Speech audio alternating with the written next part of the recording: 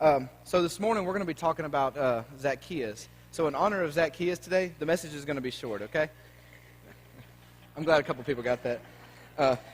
We're going to be in Luke chapter 19, starting in verse 1. Give you guys a couple seconds to get there.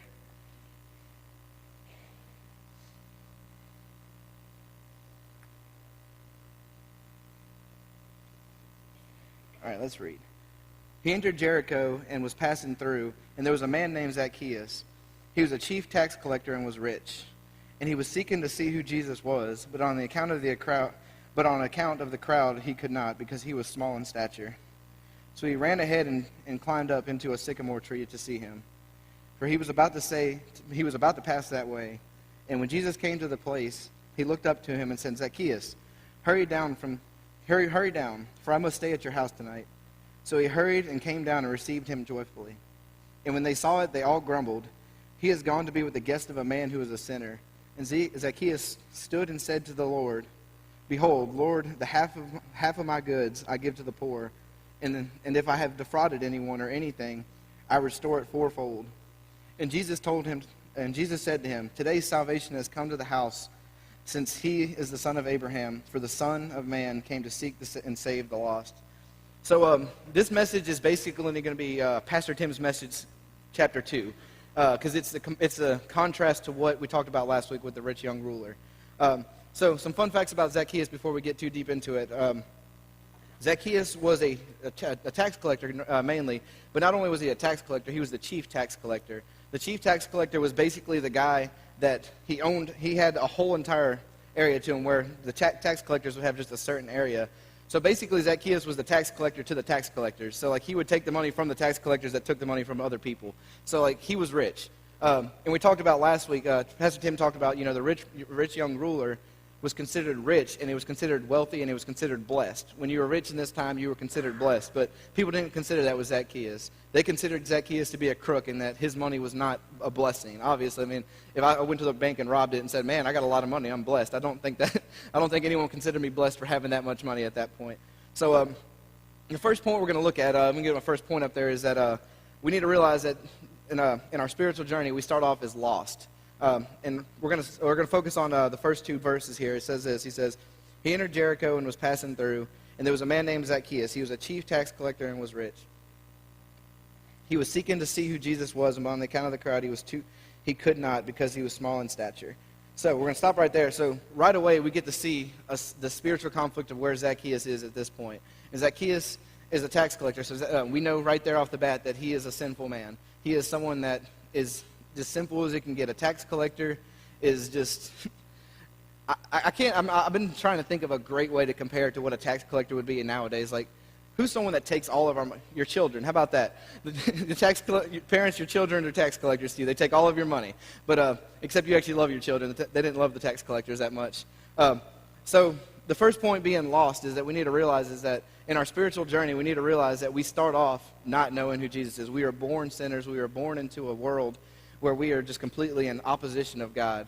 We completely were disobedient from the day that we were born. With that being said, though, we need to realize, though, that Zacchaeus was obviously having something stirred up in his heart.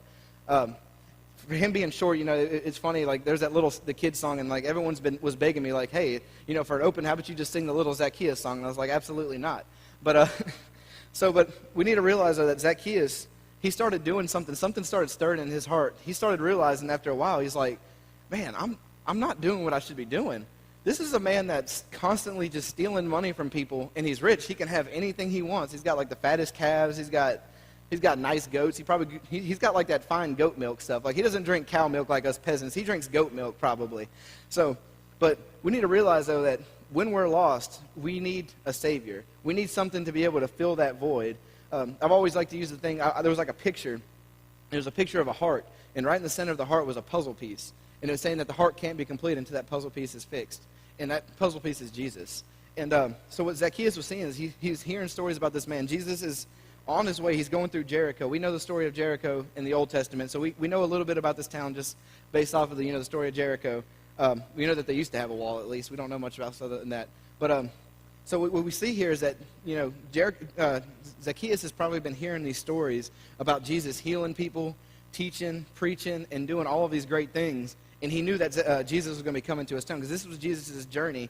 Jesus was now on his journey, on his way to Jerusalem, to where he would have his final stop.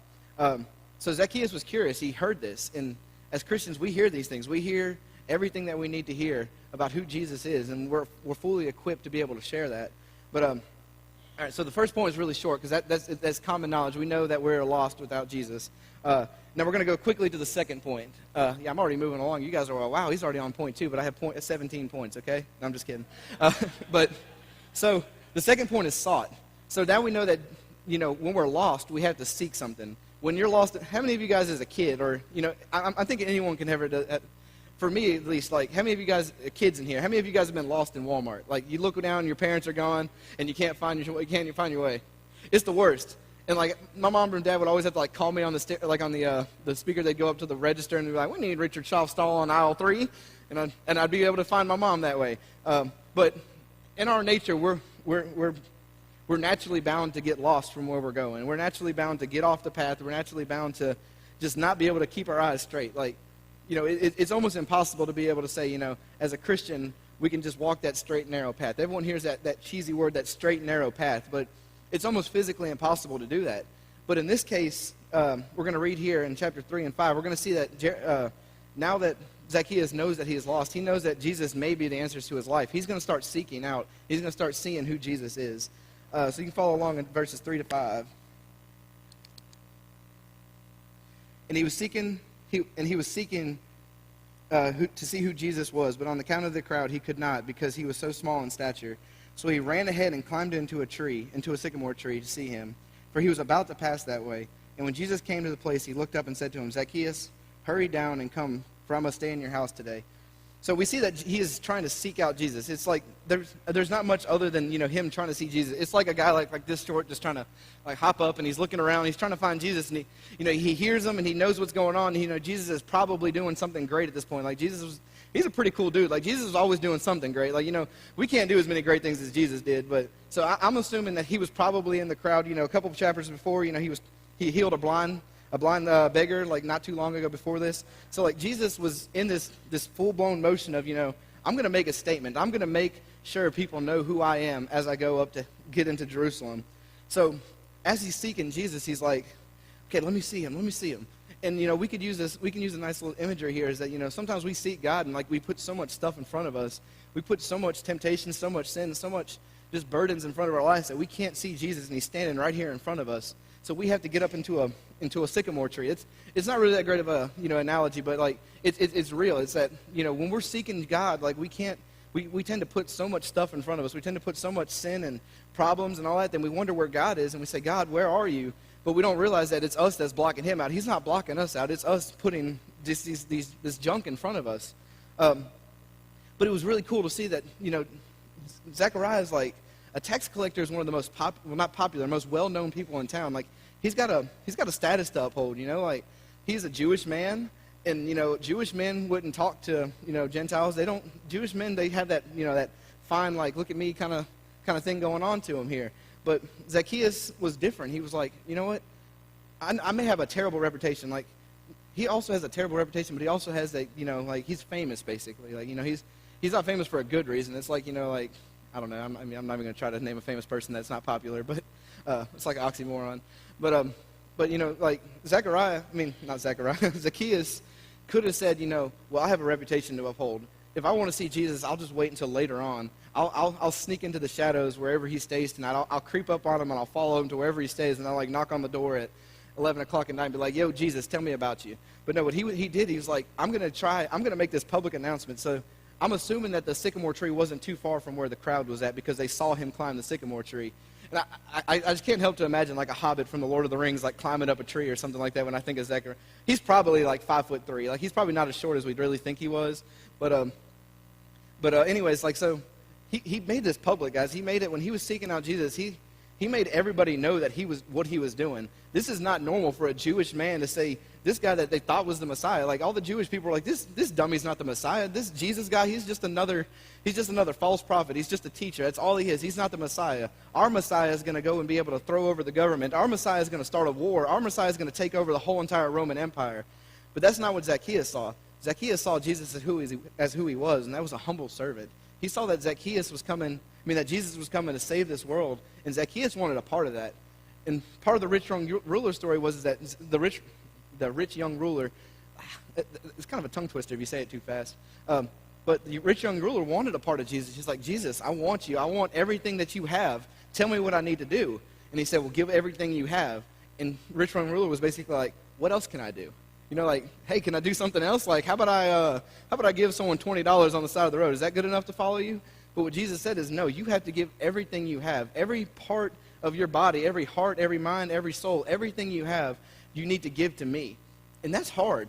That's hard for you to say at this point, Jesus is a stranger to these people. And he's saying, I need you to give me everything. Drop what you're doing and follow me. It's crazy, honestly. Like, how many of you guys have a man come up to you all raggedy and kind of weird looking? They said that Jesus wasn't a very attractive man. So, like, what would you do if a non-attractive, raggedy man walked up to you and said, hey, quit your job and follow me? What would you do? Pastor Timmy said, hey, stop being a preacher. Go follow me. You don't need to come to this church. Just follow me. But that's what these people were doing. And Zacchaeus wanted a part of that. You know, when he goes from this doubting to faithful, this is real life stuff. This is what Zacchaeus is doing. He is seeking God. He's in a part in his life now. He's like, I need God. I need something because this money and this stuff is just not working for me. You know, we talked about last week. I love the imagery. It says, he says, you know, a rich person, it's easier for a camel to walk its eye through a needle than a rich man to get to heaven. It's not saying you can't go to heaven if you're rich. That's not what it's saying. But what it's saying is this, guys. It's saying that, you know, it's so hard to give up what we have. And it's not even talking about financially rich. You know, like, I'm rich in the sense that I have some things that I like. Like, my wife doesn't like that I play video games. So, like, she would probably be like, look, just give up your PlayStation or something like that. And I'd be like, no. Yeah, Hunter gave me a thumbs up. He knows how it is. But there's things in my life that I consider myself rich in. And that's, like, it's the things that we take pride in. It's the things that we love and that we don't want to give up. And that's mine. That's one of my things. Like, I don't want to give up my wife. I don't want to give up my PlayStation. I like my TV. I have things in my life that I like. But what Jesus is calling us to, he's saying, you need to give it all up. He's not saying get rid of everything in your life and, you know, that's the only thing you do. You know, you don't go to work, don't have a car, don't do any of that. That's not what he's saying. What he's saying in the sense is that be willing to give up your entire life because he gave up his entire life. So we need to be prepared as Christians that when we seek God, when we're out seeking God and who God is, we need to realize that we need to be prepared to give up everything we have for the cause of Christ. There's people every day that give their lives for Christ. They go out into these mission fields, and I saw a story just recently about a couple. I don't remember where they were from. I kind of just glanced over it, but they got into a car wreck, and they were in I want to say that they were somewhere in South America as missionaries, and so they didn't give up their life because of the cause of Christ, but the fact that, you know, they gave their life to Christ and they gave their service to Christ. And, you know, at the end, you know, they would be able to say that they gave everything they had. And so it's awesome. So my encouragement with seeking, guys, is that, you know, when we seek Christ, when we go to look at who Christ is, we need to be able to be prepared what we find. You can't just go look for something. Like, how many of y'all have watched a scary movie? Scary movies, like, have y'all seen that car insurance commercial where the people are, like, scared to death, and they're like, where should we go? And then one of them was like, how about that giant closet of chainsaws? And then they hide there, and it's like, well, people are dumb in scary movies. But in scary movies, you know, when they go seeking something, we know they're about to find it. Like, we're like, man, don't go in there. Don't go in there. But so the same way when we're seeking Christ, guys, is that when we go to find something, we need to expect that we're going to see something. When we go to look for Jesus, we better expect it. Because if we just go and open up the scripture that God gave us and don't expect to see anything and don't expect to hear from God, we're probably not looking for the right things, guys. Because when we're seeking Christ, it's going to be shown. He's going to reveal his glory, and he's going to reveal everything that he is. So fun story is I've been driving the church van a little bit this week. You know, we've had some car troubles and all that, so I've been driving the church van around. And so I went to Winn-Dixie, and I haven't decided if it's more awkward to drive a church van through a drive-thru yet or a broken car. I haven't really decided which one's going to be less awkward. So I've been choosing the church van normally. Like, I'll go to Wendy's and, you know, just pull up in a giant church van, First Baptist Church, and, hey, how you doing? Give me a double cheeseburger. But anyways, like, I went to Winn-Dixie the other day, and someone come up to my car, come up to the van, and they just asked me a question. They're like, hey man, can you give me a couple of dollars? I see that you're with the church. Can you help me? And I didn't have any cash on me. I offered him. I was like, hey, if you want something from Winn-Dixie, I'll go in and I'll be glad to get you something. He wasn't too excited about that answer, and then I think David, when he drives the church van home, someone knocked on David's house and was like, hey, are you the pastor of the church? I need some money. But with the story, it sounds like it's off topic, but it's not. So the story is that when people that need something, they're in destitute of either money or just something to fill their life up, they saw that church van. They said, First Baptist Church, they're good people. They know that they have something that I need.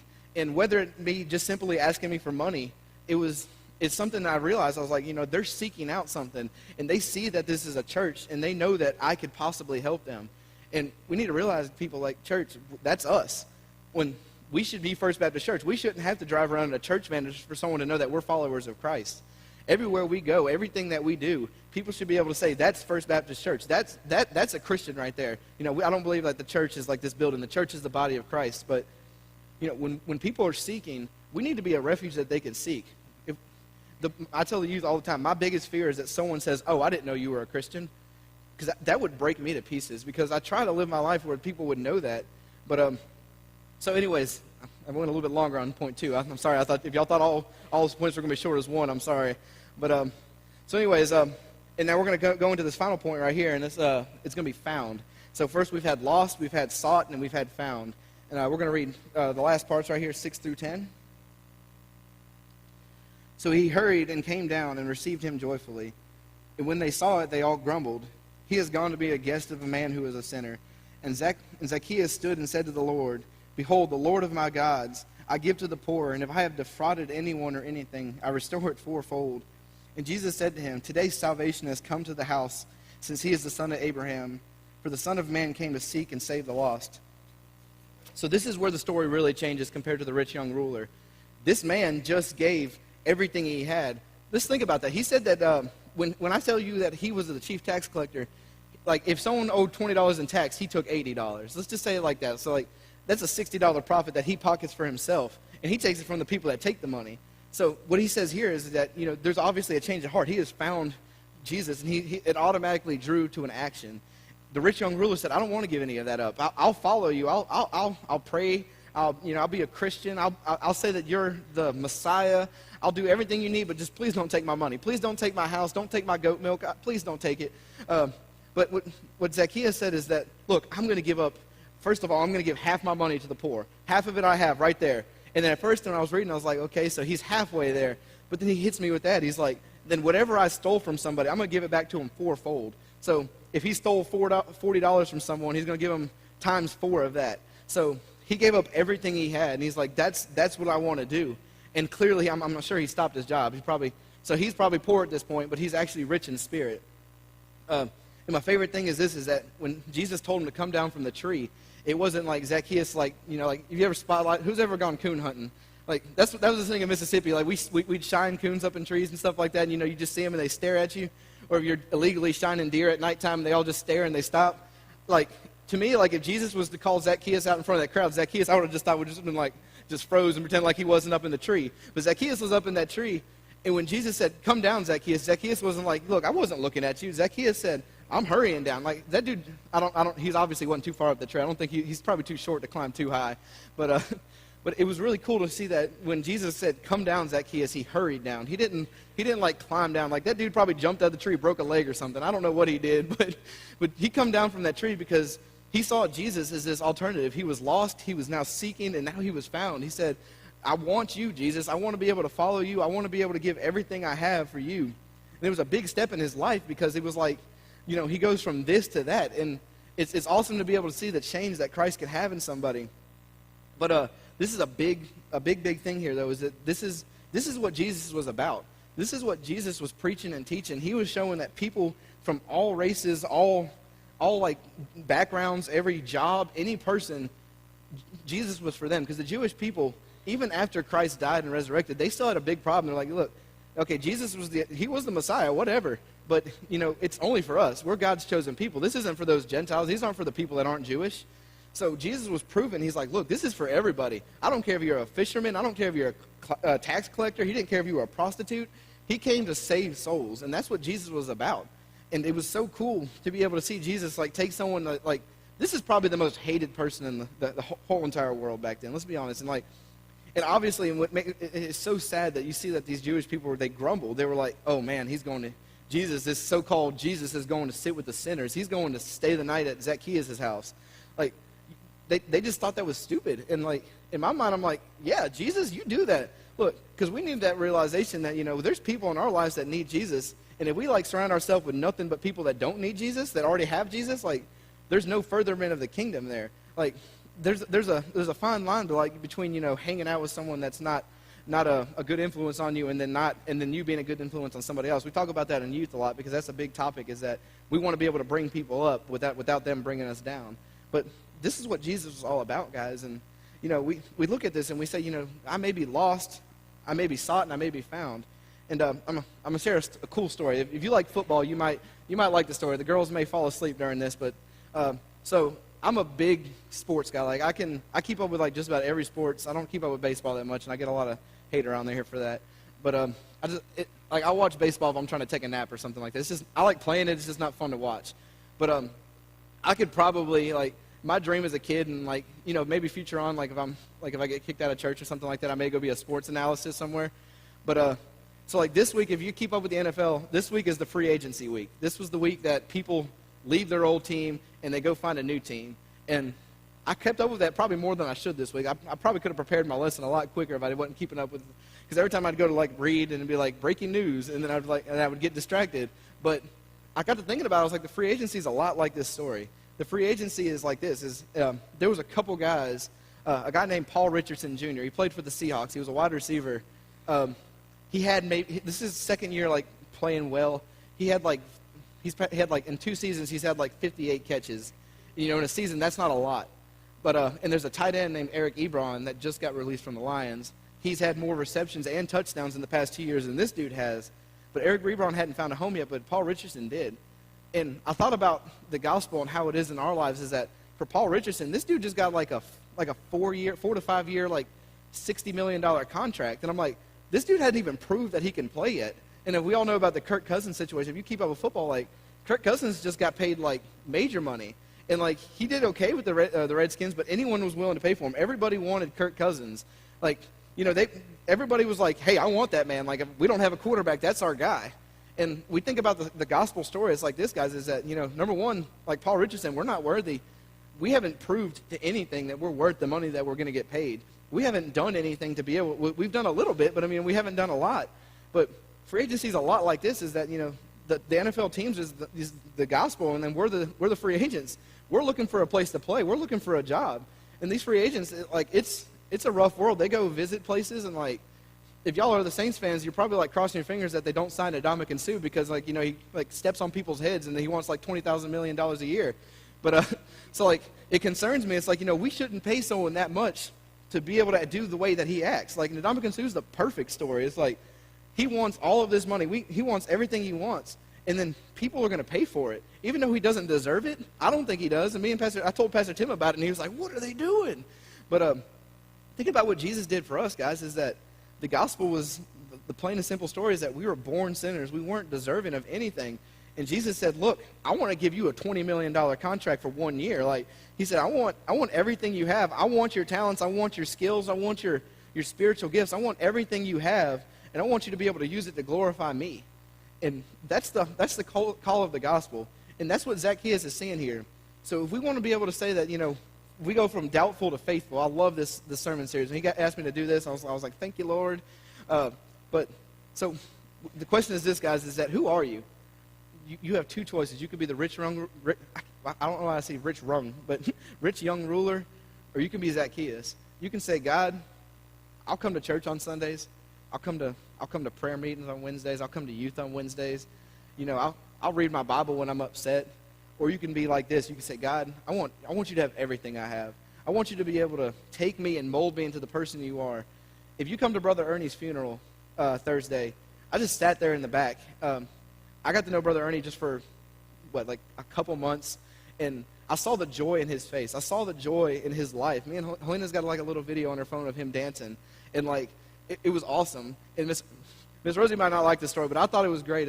That time at the WMU when he went and grabbed the pitcher of tea and he just started drinking the tea. It was great. And like this man, he was just an earthly man. But when I come to this funeral, that ending to the funeral was amazing. There was a legacy that Brother Ernie left on so many people's lives. He changed so many people's lives. And in my life, after that, when I left that service, I was like, what kind of legacy am I going to build? What kind of person am I going to be for Christ? We talked about, on Wednesday with youth, we talked about boasting about tomorrow. And I said, I don't want to boast in myself. I want to be able to boast in tomorrow. I want to be able to boast in Jesus. If God gives me another day to live tomorrow, I want to be able to use it to glorify him, and that's it. I don't want to be able to just say, yeah, I'm alive tomorrow. I'm going to do what I want, because that's not what it's about, guys. You know, Brother Ernie, and I know Miss Rosie loves, you know, she probably loves to hear this stuff because, you know, I know Brother Ernie, like, just from hearing the stories and, like, you know, I think one of the youth told me this morning that he used to scream in church and stuff like that, and, like, I wish I was here for that. I really did. But Brother Ernie left a legacy on this church. He left a legacy on so many people. And, guys, we have that same opportunity to do across this whole entire earth, because Brother Ernie's one man that touched, I would say probably maybe 300 people are in here. Maybe. I may be terrible with numbers because I was sitting in the back. I didn't really look that well. But one person can change several people's lives. And what Jesus did to Zacchaeus here shows the power of who Christ is and what Jesus can do for just a sinner like us. I'm not worthy of it. You're not worthy of it. But Jesus, when he died on the cross, he come and he said, it is finished. It is done. This is for you. That's it. That's why I love celebrating the Lord's Supper, is that we get to realize that what he did is that he gave up his body so now that we can use our bodies to glorify him. That's the best way to look at it. So what legacy are you leaving, guys? Are you going to be a Zacchaeus, or are you going to be a rich young ruler? Are you going to say, God, I'll give you half of it and then keep the half to myself? Or are you going to say, God, I want to give you everything plus fourfold? Because in my life, I want to be able to give him like 10 billion times fold, because I'm so grateful for what he did for me. So we're about to go into a time of invitation. I'm going to pray. I'll be up here. Pastor Tim will be up here. And Miss Becky's going to be up here. If you guys have something to talk about, just think about this, guys, is that we have a legacy to uphold. We talked about, last time I preached here, we had talked about the little dash between your gravestone. That's the time that matters. It doesn't matter about the day you were born and the day you died. Like, it was a pretty great day when I was born, but that doesn't matter. But that legacy that we have for Christ in between, we have so many years, so many days. We talked about this too. We said, I asked Alex how old he was. I said, Alex, how old are you? He said 16. We multiply 16 times 365. And what did we come up with, Alex? Do you remember? Huh? 15,800 days. That is about 15,000 days that he has been on this earth that he can glorify Christ. When you think about that, that's crazy.